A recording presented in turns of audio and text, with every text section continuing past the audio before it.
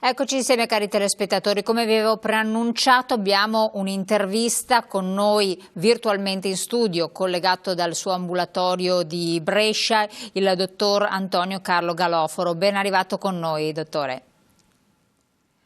Allora, cercheremo di capire dal dottor Galoforo, che è docente del Master in Ossigeno Ozonoterapia presso l'Università degli Studi di Pavia e membro del consiglio direttivo della SIOT, se è possibile effettivamente che dall'ozonoterapia derivi una soluzione al coronavirus. Innanzitutto cercando di comprendere anche cos'è l'ossigeno-ozonoterapia, come viene impiegata, quali possibili soluzioni ad altre patologie ha dato, quindi a livello già sperimentale, e se questo approccio può essere anche applicato, con che tipo di risultati è stato fatto anche al coronavirus. Dottore, però prima di incominciare chiedo a lei un po' di raccontarsi, quindi chi è il dottor Antonio Carlo Galoforo? Ripeto, vi ringrazio dell'opportunità di parlare di ozono perché è un argomento molto importante, soprattutto in questo momento di emergenza. La mia conoscenza dell'ozono risale ormai a 30 anni, quindi ahimè del tempo è passato, ma per fortuna in questi 30 anni di ricerca e di approfondimento sull'attività dell'ozono abbiamo potuto sperimentare la sua applicazione in vari tipi di patologie. Io mi occupo di attività chirurgica e urologica presso il gruppo San Donato, ma da quando mi sono laureato, quindi da circa 30 anni fa, grazie alla conoscenza dell'ozono, perché uno dei primi centri aperti in Italia nel 1982, addirittura la prima mio padre portando delle apparecchiature dalla Germania, così mi sono appassionato allo studio dell'ozono, tant'è che nel corso degli anni è nata la società scientifica di ossigeno-ozonoterapia di cui io faccio parte, che è la SIOT, e con la quale abbiamo elaborato poi protocolli per varie terapie, protocolli ormai accreditati, e diciamo da 30 anni ci occupiamo molto anche di ricerca. E forse la ricerca ha portato l'opportunità di studiare una possibile soluzione a questo problema che oggi ci sta veramente attanagliando e sta creando del panico non soltanto in Italia ma in tutto il mondo. Quindi è un'attività di ricerca, è anche un'attività ambulatoriale quotidiana con l'ossigeno-ozono. Io mi occupo di questa terapia con studi un po' in tutta Italia e oltre alla docenza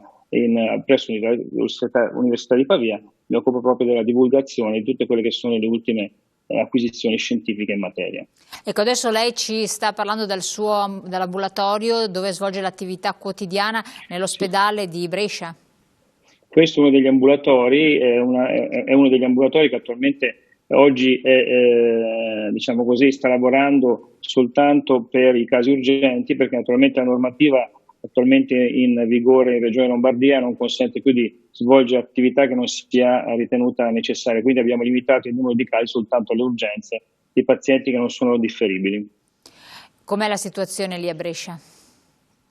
Beh, chiaramente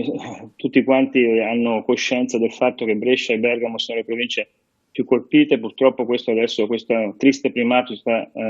è appannaggio anche di altre regioni, però devo dire che il sistema sanitario regionale ha risposto in maniera straordinaria proprio grazie alla capacità di essere, direi, flessibile, quindi si è rimandato, rinviato tutto quello che non era urgente e molti reparti di ordinaria degenza sono stati trasformati in reparti Covid o in ospedali Covid, anche strutture di non primaria importanza hanno convertito la loro attività quotidiana all'accoglienza dei pazienti Covid, quindi un sistema molto efficiente e anche molto flessibile che sta, diciamo così, tamponando una situazione che è veramente al limite, però direi che dati anche gli ultimi riscontri, quelli degli ultimi 2 giorni che anche la protezione civile ci ha confermato, stiamo arrivando su dati che iniziano ad essere un pochino più confortanti per quanto riguarda il contagio, anche se non dobbiamo abbassare veramente il livello di guardia, perché siamo soltanto all'inizio di questo percorso di, speriamo, discesa per quanto riguarda il contagio e conseguentemente anche il numero dei decessi. Ecco, dottore, volevo chiederle, lei si occupa in ambulatorio di ossigeno-ozonoterapia? Certamente. Per curare quali patologie? Quindi quali sono le proprietà dell'ozono?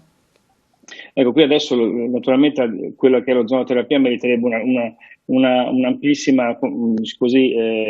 possibilità di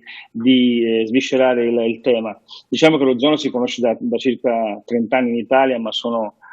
diversi anni che è conosciuto nel mondo. Lei pensi che i primi produttori, le prime apparecchiature che producevano ozono risalgono ancora agli studi di Nikola Tesla, quindi stiamo parlando di una terapia, di un rimedio antichissimo, ma di una terapia estremamente attuale. In Italia sono 30 anni che ci si occupa di questa terapia e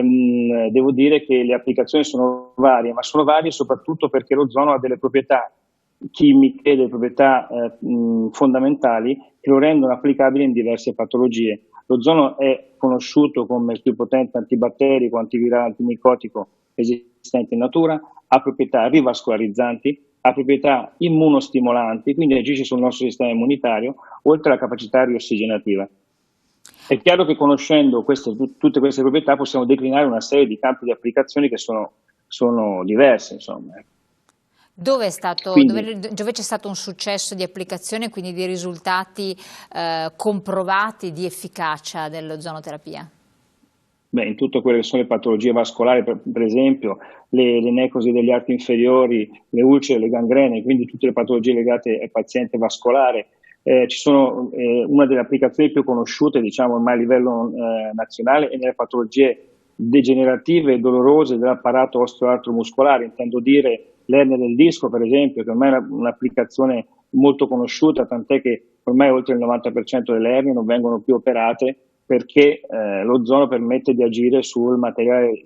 del disco disidratando l'ernia. Noi stiamo facendo, diciamo così, delle ricerche con il Ministero della Salute sulle patologie neurodegenerative, per la capacità dell'ozono di essere un rivascolarizzante e quindi è un attivatore anche dei fattori di crescita sia a livello cutaneo ma anche a livello neuronale, quindi nella neurodegenerazione ci sono delle indicazioni molto precise e stiamo proprio portando avanti un percorso scientifico con il Ministero della Salute, quindi le applicazioni sono varie.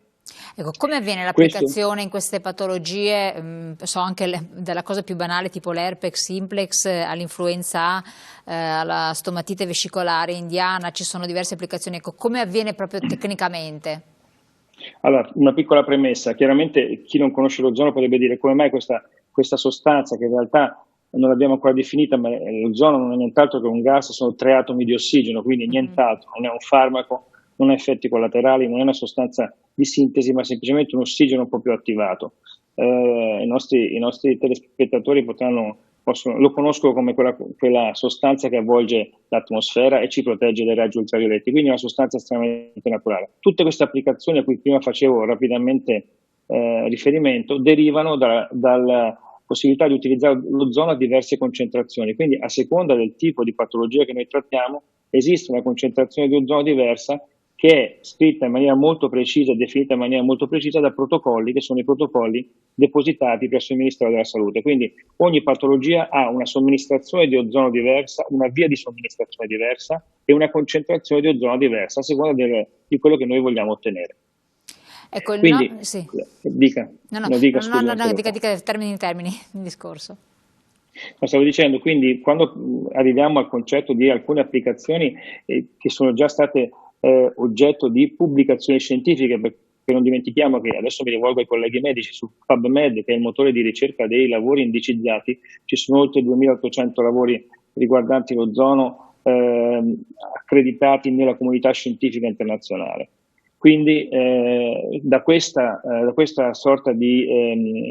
review scientifica noi abbiamo poi potuto elaborare dei protocolli che ci fanno avere più di una speranza, ma quasi la certezza di poter contribuire efficacemente anche a trattare patologie infettive come quelle del coronavirus, anche perché già alcune patologie di tipo virale con virus simili sono state trattate e questi sono lavori pubblicati, che sono pubblicati da colleghi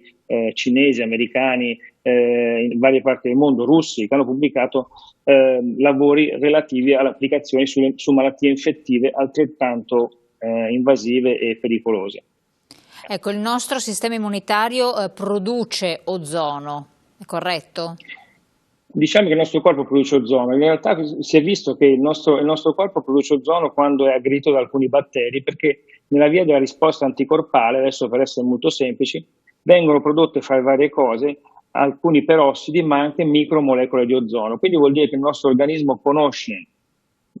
questa molecola che produce in piccole dosi per difendersi, in questo caso dai batteri. Perché adesso noi parlando di coronavirus stiamo parlando di virus, ma non dimentichiamo che l'ozono è stato proposto anche recentemente, anche con discussioni state fatte a livello istituzionale, per combattere i problemi relativi all'antibiotico resistenza. Sappiamo oggi che molte patologie sono difficilmente curabili perché siamo diventati resistenti agli antibiotici di cui probabilmente abbiamo fatto un uso eccessivo. Ecco, l'ozono supera l'antibiotico resistenza perché non ha nessun tipo di resistenza batterica, virale o micotica, e questo è stato già sperimentato in varie emergenze. Vi posso dire alcune emergenze internazionali come le patologie tropicali in Africa che ho curato anni fa e per le quali sono stato accreditato all'OMS, le abbiamo trattate con ozono perché c'era una patologia in particolare, una forma di lebbra dei bambini che era resistente ai farmaci ma non resistente all'ozono. Quindi è stata una grossa sfida alla quale l'ozono ha dato il contributo notevole. Questo è soltanto per fare il cenno a una delle capacità dell'ozono di superare quelle che sono le normali resistenze che i farmaci ormai stanno dimostrando. Quindi inattiva i ceppi virali. Come riuscirebbe, secondo le studi che avete attuato, a inattivare il ceppo virale del Covid-19? Beh, guardi, l'azione dell'ozono sui batteri è battericida totale, quindi questo è stato già dimostrato. Su molti virus agisce con un'azione inattivante, ma la cosa importante è che l'ozono agisce fisicamente sui virus perché la sua azione è ossidante, quindi rompe la capsula virale e quindi ne impedisce la replicazione, e questo permette chiaramente di impedire che il virus possa aderire alla cellula bersaglio e quindi replicarsi. Per cui c'è un'azione in alcuni casi virustatica iniziale e poi viricida. Tenga presente che però c'è anche un aspetto molto importante, l'azione sul sistema immunitario. L'ozono è un immunostimolante molto importante, quindi se noi consideriamo di avere a che fare con un paziente che ha delle difese immunitarie ridotte, che ha una ipossigenazione, che ha una patologia infiammatoria a livello polmonare e una virosi in corso, l'ozono agisce su tutti questi livelli, cioè agisce a livello sul virus direttamente, agisce a livello della cascata infiammatoria, quindi regolando la cascata infiammatoria, come rivascolarizzante e soprattutto immunostimolante. Ecco che con una sostanza unica agiamo su 4 fattori importanti legati all'infezione polmonare e all'infiammazione. Ecco, stimola quindi l'immunità cellulare sostanzialmente. Esatto. Sono stati fatti degli esperimenti concreti per vedere i risultati con questo tipo di virus? C'è qualcosa, Allora, perché so che lei ha avuto contatti anche con la Sì. Cina per portare appunto questa ricerca, questo tipo di possibile soluzione, a contatto con medici e ricercatori cinesi. Che tipo di redemption ha avuto, insomma, di ritorno? Allora, guardi, noi abbiamo iniziato a fine gennaio, quando il problema pensavamo fosse soltanto cinese, tant'è che io dal 23 febbraio al 23 marzo dovevo essere ospite proprio del governo cinese, dopo aver fatto diverse call sia con le istituzioni politiche, ma soprattutto con oltre 200 scienziati cinesi per mettere a punto questi protocolli, soprattutto perché il problema pensavo fosse cinese, quindi eravamo pronti per partire ad aiutare la Cina. Poi invece in realtà il problema è arrivato da noi. Ora, ci sono degli ospedali in Cina che stanno utilizzando l'ozono, come l'ospedale di Tianjin, sono usciti degli articoli anche del professor Rowan dagli Stati Uniti, quindi questo dimostra che in diverse parti del mondo varie persone che conoscono l'ozono hanno avuto la stessa idea. In realtà la nostra collaborazione Italia-Cina è stata molto proficua, tant'è che anche in Cina si augurano che si possa applicare a tappeto sul nostro territorio questa risorsa. Devo dire che la società scientifica di cui faccio parte ha lavorato moltissimo per la divulgazione di questi protocolli, tant'è che noi già a febbraio abbiamo pubblicato sul sito della Società Scientifica Italiana questo protocollo, sperando che qualche istituzione lo prendesse in considerazione rapidamente e ce lo facesse applicare, e credo che comunque a breve avremo delle risposte su alcuni casi trattati. Certo è che non è stata ancora presa in considerazione dal punto di vista istituzionale l'idea di fare un trial clinico diciamo così, randomizzato secondo i criteri scientifici per poter trattare pazienti in diversi stadi di infezione, cioè sia il paziente positivo, il paziente sintomatico, ma anche il paziente critico, perché ci sono indicazioni dai nostri studi che ci dicono che tutti questi tipi di pazienti potrebbero essere trattati. Ma Mi sono perché dimenticato è di troppo sottolineare una sì, cosa, ecco, ma perché è molto costosa, poi dottore, magari questa. Dico perché questa applicazione è tanto costosa, è difficile diciamo, da moltiplicare per il caso dei pazienti. Per quale motivo non è stata ancora utilizzata? Non è Guarda, comprovata? il paradosso di questa terapia è che è troppo poco costosa, è molto semplice da applicare,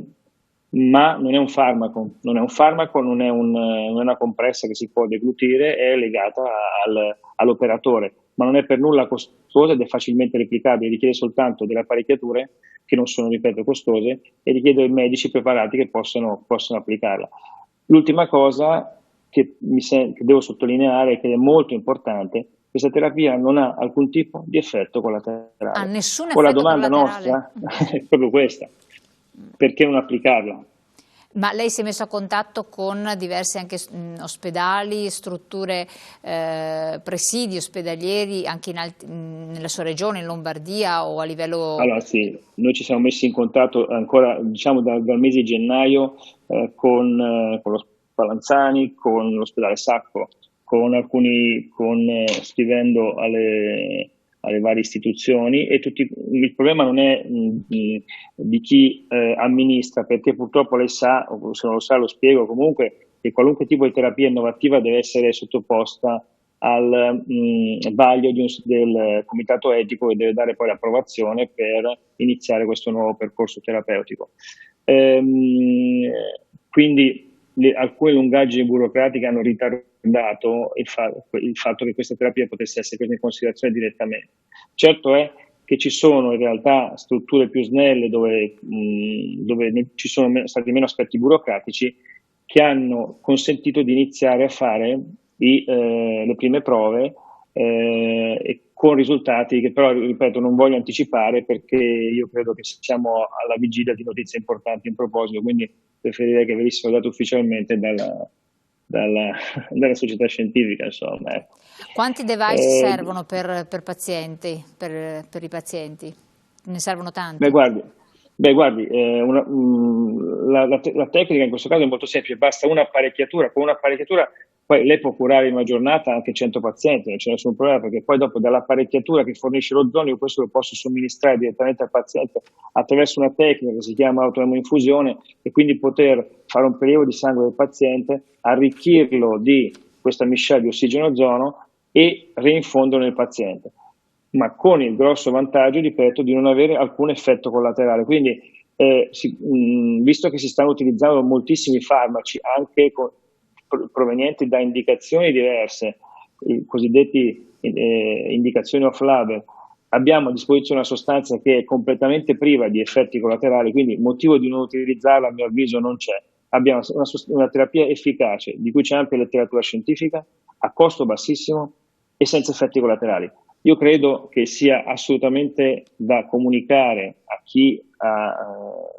la capacità, la possibilità di dare indicazioni in merito dal punto di vista sanitario, sia da comunicare questo concetto e soprattutto pensare di poter iniziare un trial clinico importante perché, ripeto, la letteratura ci conforta e la nostra esperienza di 30 anni di questa metodica su altri virus, perché su questo virus è chiaro, è la prima volta che si affaccia da noi, ma abbiamo la ragionevole certezza e comunque più che la certezza abbiamo la ragionevole speranza che questo virus si comporti come altri tipi di virus, quindi che ceda all'azione ossidante dell'ozono come in altri casi. È stato utilizzato, le pensi, anche per trattare l'Ebola, quindi voglio dire è stato trattato anche su patologie importanti, per cui siamo estremamente fiduciosi. Ecco, ci sono evidenze scientifiche in Europa, perché so che in California è stato utilizzato, oltre che vabbè, in Esatto. Cina, e che cosa si auspica lei? Io mi auguro innanzitutto chi è riuscito a iniziare dei nostri colleghi i primi casi e che adesso speriamo di pubblicare rapidamente possano possano confortarci sull'utilizzo di questa terapia, ma il mio augurio è che si possano trattare più pazienti possibili, perché lei si immagini cosa significa avere a disposizione da noi in Italia, che è uno dei paesi in cui l'ossigeno ozono si è sviluppato maggiormente dal punto di vista scientifico, in cui esistono centri di ricerca importanti, università in cui si insegna questa terapia. Ripeto, avere un'arma così importante, così efficace e a basso costo, ripeto, ripetibile e senza effetti collaterali, vedendo quello che accade in giro, non poterla utilizzare in maniera sistematica per chi fa il medico e ha l'obiettivo di curare più persone possibile, di salvare più persone possibile, in certi momenti devo dire che è frustrante. Poi sappiamo che ci sono magari delle dinamiche che vanno oltre il nostro semplice voler salvare il mondo e che sono insite in quelli che sono gli accordi internazionali, gli accordi sui farmaci, e quindi tante volte magari capisco che questa terapia possa non essere in linea dal punto di vista di quelli che possono essere gli interessi, ma non voglio aprire polemiche con quelli che sono altre istituzioni. Ecco. Ecco, un'ultima cosa, ma io poi esulo da tutte quelle che sono anche le procedure, i protocolli che vengono utilizzati, ma lei si trova in una struttura per esempio ospedaliera, eccetera, non è possibile la prova su pazienti che magari sono già ricoverati, visto che voi avete l'ozonoterapia lì che l'applicate per altri tipi di patologie, provarle su pazienti Covid? Certo, questo sarebbe il passaggio più logico, però devo dirle che tra l'altro la Regione Lombardia è l'unica regione che ha attivato un DRG per quanto riguarda l'ozono su alcune applicazioni. Alcune applicazioni a cui le facevo riferimento sono applicazioni per le quali è previsto vengono dispensate al sistema sanitario regionale, quindi è una terapia che già il sistema sanitario regionale dispensa per alcune indicazioni, quindi uno dovrebbe essere portato a pensare che come naturale conseguenza di fare un tentativo anche su altri tipi di indicazioni. Non è così semplice il passaggio e ripeto, perché tutti quanti chiedono prima di iniziare una sperimentazione, un'applicazione, quali esperienze ci sono in passato, ma è una contraddizione di termini perché questo virus non è mai arrivato da noi, quindi chiedere di iniziare la terapia perché abbiamo già l'esperienza su questa terapia veramente, non mi consento, è assurdo. Quindi bisognerebbe sulla scorta di patologie simili avere la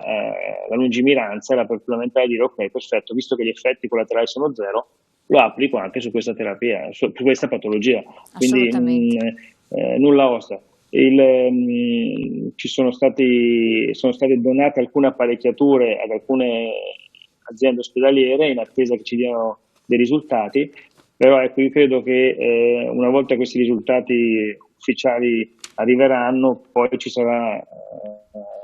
probabilmente la corsa ad applicarlo, o comunque a considerarla non una terapia univoca, perché in questo momento stiamo tutti combattendo dalla stessa parte, quindi non c'è interesse a voler essere i primi della classe, l'interesse è contribuire con ogni mezzo, quindi con i farmaci convenzionali, con le terapie rianimatorie, con la prevenzione, con lo stare a casa per prevenire il contagio, tutto quello che può contribuire a portarci fuori da questa sorta di tunnel di emergenza. Quindi la nostra disponibilità è quella di poter collaborare con delle istituzioni e io so che anche ho parlato di Lombardia come regione virtuosa, ma la regione Veneto assolutamente è una regione estremamente virtuosa, conosco il sistema sanitario, dei colleghi che lavorano in Veneto e quindi credo che qualunque istituzione possa prendere in considerazione la possibilità di trattare dei pazienti che possono soltanto avere giovamento da questa terapia innovativa e sarebbe non soltanto un auspicio, ma secondo me è un dovere in questo momento da prendere assolutamente in considerazione. Grazie, la ringrazio moltissimo professore, le auguro naturalmente buon lavoro, in attesa di aggiornamenti, speriamo che appunto questo suo appello possa essere accolto a livello anche istituzionale, perché l'importante è poi ottenere dei risultati concreti sui pazienti per dare una mano in un modo o nell'altro, se poi questa è anche una metodica che non è particolarmente onerosa, non ha soprattutto controindicazioni e tutto, almeno vedere di fare qualche cosa. Speriamo di avere prossimamente anche presto un collegamento con lei che ci porti buone notizie a riguardo. Ecco, se mi permette vorrei aggiungere soltanto una cosa, abbiamo così utilizzato una terminologia molto semplice, spero che ci siano dei colleghi in ascolto. I protocolli che sono stati tra l'altro discussi anche con gli scienziati cinesi, quindi sono protocolli ormai già molto, molto chiari sono disponibili da parte della società scientifica, di chiunque fosse interessato, per essere condivisi, e anche come gruppi di lavoro siamo estremamente disponibili a poter collaborare con qualunque ospedale o centro di ricovero che voglia trattare i propri pazienti, e quindi da parte nostra, anche visto che facevamo dei cenni a quello che era gli aspetti economici, questo è un problema praticamente inesistente, perché come società scientifica stiamo facendo divulgazione scientifica, stiamo cercando di salvare delle persone, quindi assolutamente la scienza vince su tutto in questo momento. Assolutamente. Ecco, c'è un sito che magari i colleghi medici possono vedere, o anche magari le persone che sono un po' più interessate, perché io ho letto tutta la pubblicazione, che è molto tecnica, molto precisa, molto scientifica, molto interessante, però ovviamente per divulgarlo televisivamente lei è stato bravissimo, ha semplicizzato al massimo, però può essere interessante. Si sente di dire qual è il sito? Sì, posso cercare sul mio sito, dove ci sono alcune pubblicazioni, che è il mio sito personale, che è